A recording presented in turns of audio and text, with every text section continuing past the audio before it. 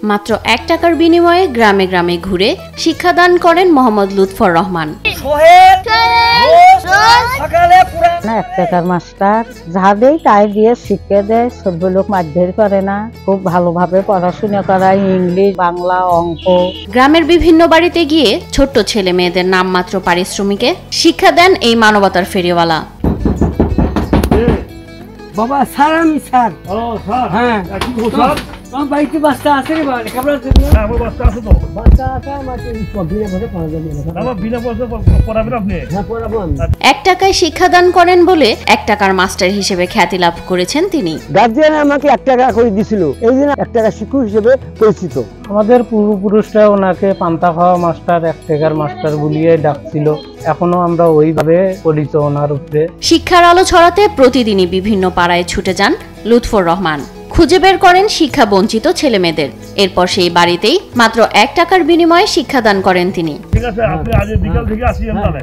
শিক্ষা আলোকিত হোক এই উদ্দেশ্য। তাহলে আজকে আসবো আমি। হ্যাঁ, ইনশাআল্লাহ আসেন বিকালে। অর্থবিত্তের দিকে না তাকিয়ে কখনো সাইকেল দিয়ে আবার কখনো পায়ে হেঁটেই ছাত্রদের খুঁজে বেড়ান তিনি। গাইমিন্দা উপজেলা গিদিনীতি পড়াই, পুরুপাড়ায় পড়াই, ফুলসেরি উপজেলা মদরাপাড়া পড়াই, ভোলদাও পড়াই। আমি বর্তমানে হেঁটেও যাই, সাইকেল দিয়ে যাই। এছাড়া প্রতিদিন নিয়ম করে সকাল থেকে সন্ধ্যা পর্যন্ত বাড়ির উঠানে বসে নানা বয়সী শিশুদের বাংলা, ইংরেজি, অঙ্ক সবই পড়ান লুৎফর রহমান। কিনতে হলো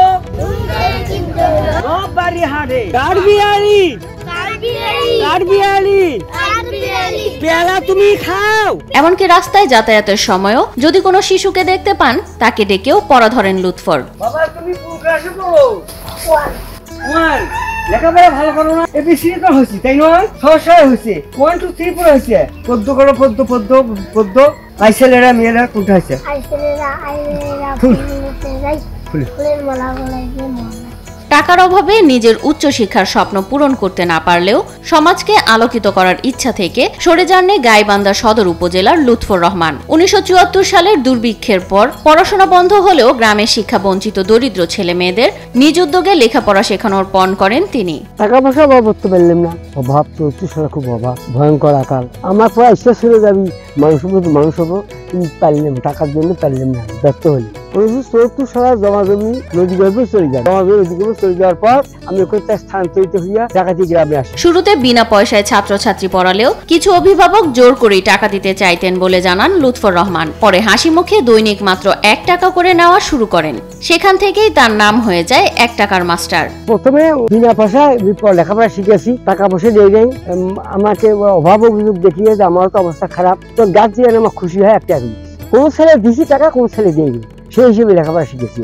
আমার উদ্দেশ্য হলো কি লেখাপড়া আলোকিত হয়, এই উদ্দেশ্য। লুৎফর রহমানের এই ১ টাকার শিক্ষার্থীদের কেউ কেউ এখন দেশের বড় বড় সরকারি কর্মকর্তা বলে জানান তিনি।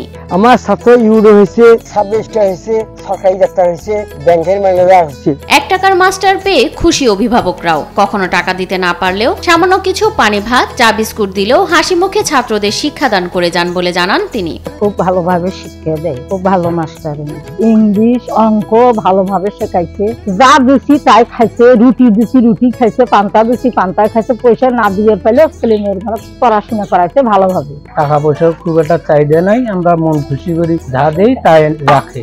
সমাজকে আলোকিত করার মহান দায়িত্ব যিনি কাঁধে তুলে নিয়েছেন, তার জীবনই চলে সীমাহীন কষ্টে। এই ১ টাকার আয় দিয়েই চলে তার সংসার। আমাকে আমার অবস্থা দেখিয়ে গার্জিয়ান এখন বর্তমানে আমার ৫ টাকা দিচ্ছে। যে কদিন আমি বাঁচি রাখবো, শিক্ষা আলোকিত করবো, এই আমার উদ্দেশ্য। বিত্তবানদের সহায়তা পেলে ৩ বেলা অন্তত পেট ভরে খেতে পারবেন বলে আশা প্রকাশ করেন এ শিক্ষার ফেরিওয়ালা।